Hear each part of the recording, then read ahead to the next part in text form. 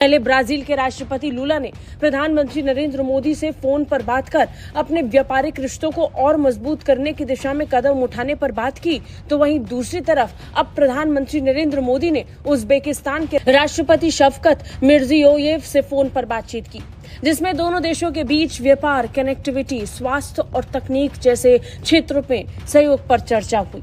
लगातार विश्व भर के देशों के बीच फोन कॉल के जरिए से सबसे पहले संपर्क साधा जा रहा है और उसके बाद व्यापारिक रिश्तों को मजबूत करने के लिए जल्द ही दौरे की बात भी सामने आ रही है। करते फिर भी वो कोलैबोरेट भी करते हैं, वो ट्रेड भी करते हैं, वो एक दूसरे के करीब भी जाते हैं, दूर भी होते हैं, तो बहुत कुछ सीखने के लिए हमारे लिए भी इसमें है।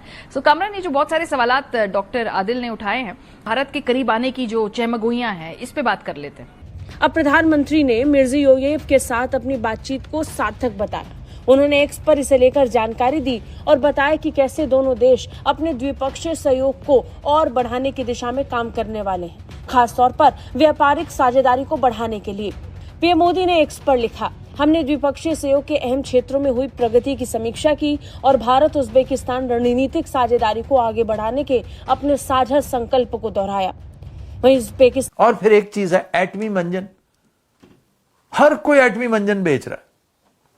मैंने कोई 50 के करीब आर्मी ऑफिसर्स, पहले भी मैं तस्करा कर चुका हूं, हाजिर सर्विस और रिटायर्ड, जिससे भी बात की है, वो एक खास ऑब्सेशन का शिकार है, खास ऑब्सेशन कि उसका बिल्कुल अपोजिट, कॉन्ट्रेरी, यानी वो तरक्की है तो हमारे यहां तरक्की है मौकूस है, यानी वो ऊपर स्पीड से गया, आप नीचे स्पीड से आए।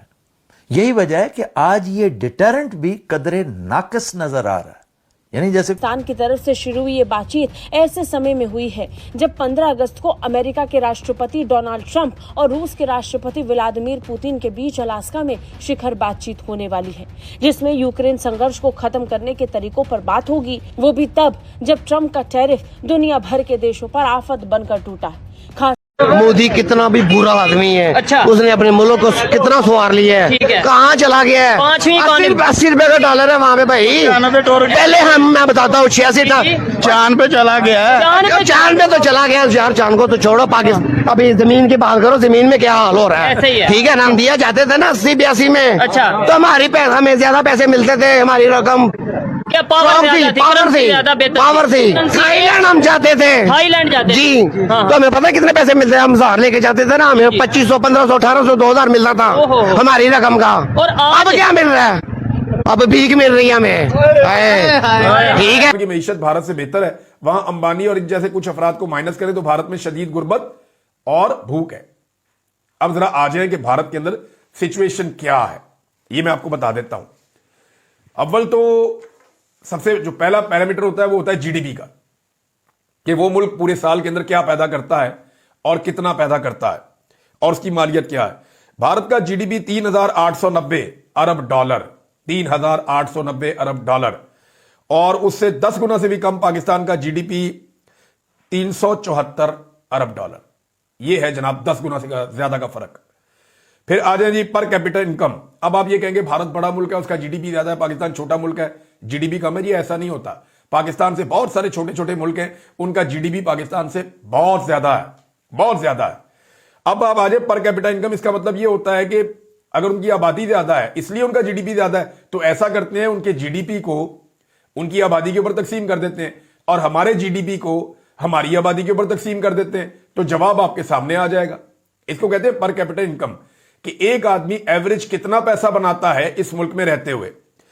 तो नाज़रीन, पर कैपिटल इनकम जो है वो 2880 डॉलर पर कैपिटल इनकम है इंडिया में, 2880 डॉलर। पाकिस्तान में ये है 1588 डॉलर। तो यहां पे भी जो है 1.7 गुना का फर्क है, 1.7 टाइम्स इंडिया का पर कैपिटल इनकम पाकिस्तान की निस्बत ज्यादा है।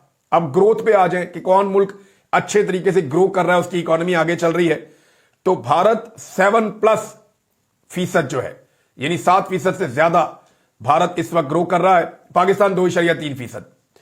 रिजर्व जो है वो भारत के 688 अरब डॉलर्स के हैं, 688 अरब डॉलर के रिजर्व्स है जो भारत के पास पड़े, जिन्हें वो इस्तेमाल कर सकता है। पाकिस्तान के 15 अरब डॉलर से भी कम है। यानी ये बहुत बड़ा फर्क है। अगर आप इसको समझें तो ख्वाजा आसिफ साहब पता नहीं किसे बेवकूफ बना रहे हैं। ये इंटरनेट का और सोशल मीडिया का दौर है। ये सारी चीजें 2 मिनट में आपको इंटरनेट पे मिल जाती हैं और तवज्जो इनकी कहां पे आप अंदाजा करें। पाकिस्तान को जिस वक्त इंडिया को जवाब देना है, इंडिया को जवाब दे नहीं पा रहे। मरियम नवाज का और नवाज शरीफ का मुंह जो है वो खुलता नहीं है इंडिया के खिलाफ, मोदी के खिलाफ। और जैकब साहब, जहां हम आज खड़े हैं, ग्लोबल साउथ के 25 साल से उभरती भारतीय मईशत को काबिल रश्क नजर से देखा जा रहा था। ट्रंप उसको भी डेड इकोनॉमी कह रहा है। हमें यहां से एक सफर तय करना है। हमारी मईशत कहां है, हम इसके लिए क्या इस्तेलाह इस्तेमाल करेंगे? उसमें ह्यूमन डेवलपमेंट इंडेक्स किसी जगह फॉल करता है? नहीं करता। इसलिए नहीं करता कि हमारे मुल्क में इंसान तरजीह नहीं है, अशराफिया तरजीह है। अशराफिया इंसान नहीं सर, इंसान तो काउंट ही नहीं करता। नहीं, वो तो ऊपर की चीज़ है ना, वो तो फरिश्ते हैं, जिन्नात हैं, देव हैं, कुछ भी हैं। पाकिस्तानी इंसानों जैसे इंसान तो नहीं है ना, और गरीब इंसान तो इंसान ही नहीं है ना। नमस्कार दोस्तों, जय हिंद। जहां ट्रंप इस दुनिया में चारों तरफ टैरिफ लगा रहे हैं तो वहीं अब विश्व हर कोई अपना अपना मुफाद देख रहा है। जहां पर अब बात सामने आ रही कि उज्बेकिस्तान के पीएम ने नरेंद्र मोदी से बात की है और उनका कहना है कि हम आने वाले समय में अपनी द्विपक्षीय साझेदारी को और तेज़ी से बढ़ाएंगे और आने वाले समय में इसको बहुत आगे लेकर जाएंगे, और साथ ही कहा है कि हम जल्द ही विजिट करेंगे। दोस्तों, इस समय में हर देश चाह रहा है कि अगर अमेरिका अपनी मार्केट पर ताला लगाता है तो उसके बजाय में दूसरा मार्केट ढूंढा जाए। जी हाँ दोस्तों, और इस वक्त इंडिया एक बड़ा मार्केट है और हर कोई का नज़र इस मार्केट पर है। दोस्तों, उज्बेकिस्तान भारत का पुराना साथी रहा है और भारत पर हमेशा भरोसा किया है। इसलिए दोस्तों, अगर वीडियो को पसंद आए तो वीडियो को लाइक करें और चैनल को भी सब्सक्राइब करें। मिलते हैं नेक्स्ट वीडियो में, तब तक के लिए जय हिंद, जय भारत। इंसान से एक नीचे की मखलूक है। और आज आप जिस इंडेक्स की बात कर रही हैं, क्या आपको मालूम है ये पाकिस्तानी ने बनाया था? ये डॉक्टर महबूबुल हक ने बनाया था 1990 में अमर्त्य सेन के साथ। और उन्होंने कितनी बड़ी एक काम किया था, उसकी जो किताब भी लिखी थी कि यूरोप के जितने मॉडल हैं उसको कॉपी करके आज आप तरक्की नहीं कर सकते, क्योंकि उनके मॉडल जो हैं वो सदियों पर मुहित हैं। उनकी तरक्की के मॉडल आपको जल्दी तरक्की नहीं दे सकते। तो उन्होंने कहा उन मुल्कों को देखो जिन्होंने दहाइयों में तरक्की की है, सदियों में नहीं की। और वो कौन से मुल्क थे? टाइगर्स इकानमीज एशिया की। और उन्होंने कहा कि इनमें वाहिद मुश्तरक बात यह है कि उन्होंने इंसानी तरक्की पर तवज्जो दी है, और जब इंसान ने तरक्की की तो उनकी मईशत ने तरक्की की।